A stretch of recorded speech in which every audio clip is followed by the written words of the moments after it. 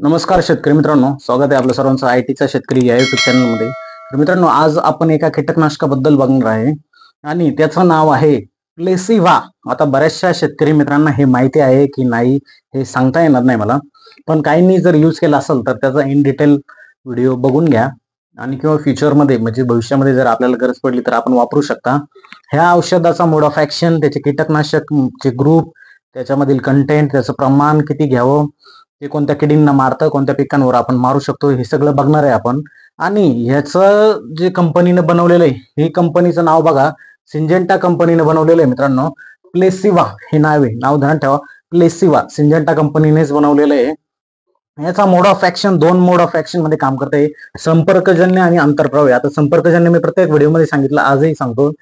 आता संपर्कजन्य म्हणजे काय, बरेचसे आपले जे कंटिन्यूस रेग्युलर युजर आहे हे ट्रेन झाले असतील, आता सगळ्यांना समजत असेल संपर्कजन्य, आंतरप्रवाही, ट्रान्सलॅमिनार किंवा ग्रुप वगैरे कंटेंट. तर मी पुन्हा एकदा सांगतो की संपर्कजन्य म्हणजे काय, की जर औषध आपण फवारलं, झाडाच्या पानांवर पडलं किंवा झाडाच्या कुठल्या पार्टवर पडलं, तिथे किडी आल्या किंवा त्या औषधाच्या संपर्कामध्ये किडी गेल्या, ते काय करतात, अन्न म्हणजे त्यांच्या मध्यसंस्थेवर परिणाम होतो. अन्न शोषून घेण्याचं, रस शोषण करण्याचं काम ज्यावेळेस करतात, मध्यसंस्थेवर परिणाम होतो, म्हणजे मध्यसंस्था डोक्यामध्ये असते, तिथे सिग्नल जाता बॉडीमधनं की तुमची मरायची वेळ झाली, तुम्हाला विष बाधा होते, त्या किडींना, तुम्हाला म्हणजे किडींना विष बाधा होते.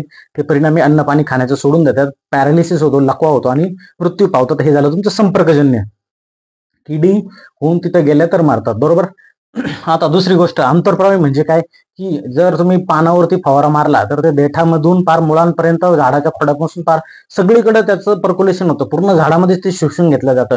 हे झालं तुमचं आंतरप्रवाही. आंतरप्रवाही जर असेल तर त्याचं दीर्घकाळ नियंत्रण भेटतं, कारण झाडामध्ये पूर्णकडे सगळीकडे ते विष बाधा झालेली, पूर्ण विष झाडामध्ये पांगलेलं असतं त्या औषधाचं.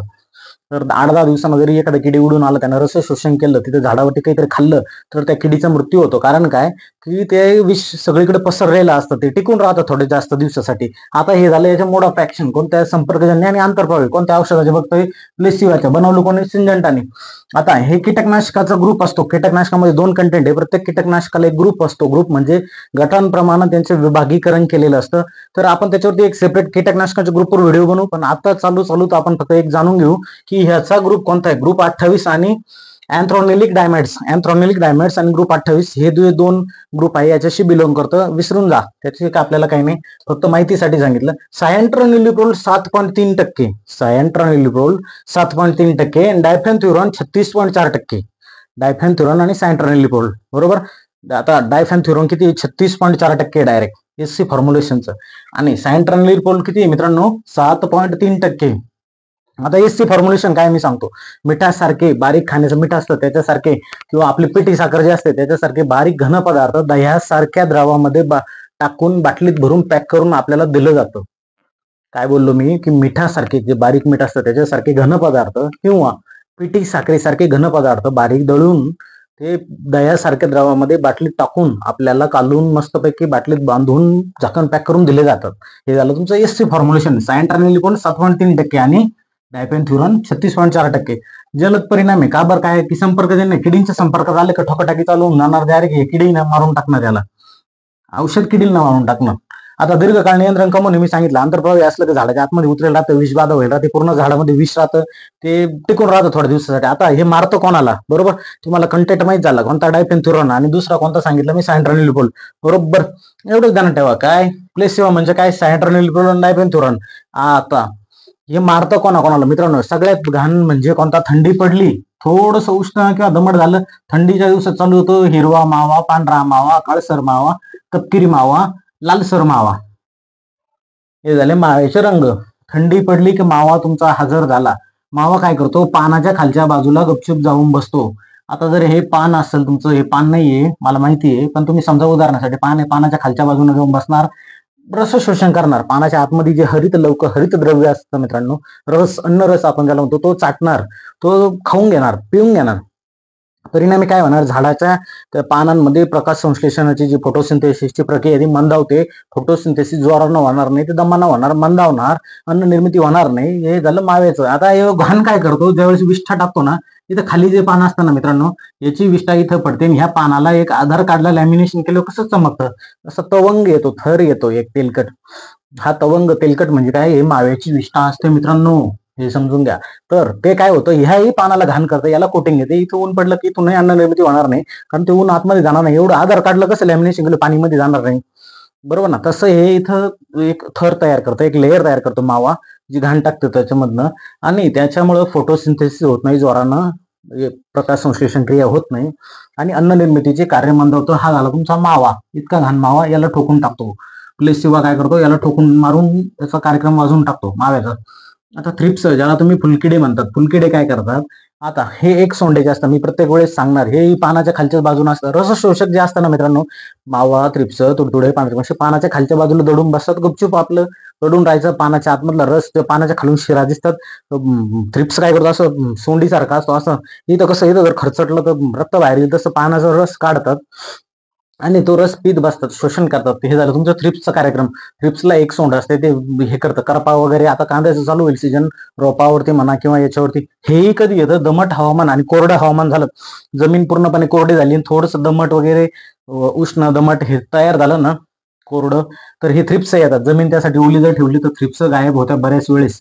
आता थ्रिप्सलाही मारामारीचा कार्यक्रम कोणी केला, प्लेसिवाना केला का बरं, काय डायफेन्थ्युरानॉन सायंट्रानल पडले डायरेक्ट, बरोबर. हे मेले, तुडतुडे, सगळ्यात भामटे जात तुडू इथं दिसलं, मी जर बोट लावायला गेलो असं पकडायला, हे इथून लगेच वाकडं वाकडं वाकडं वाकडं इकडे इकडे चालत जाणार, किंवा भुरकून उडून इथून इथं जाणार. ही सगळ्यात चपळ जात असते, वाकडं चालते.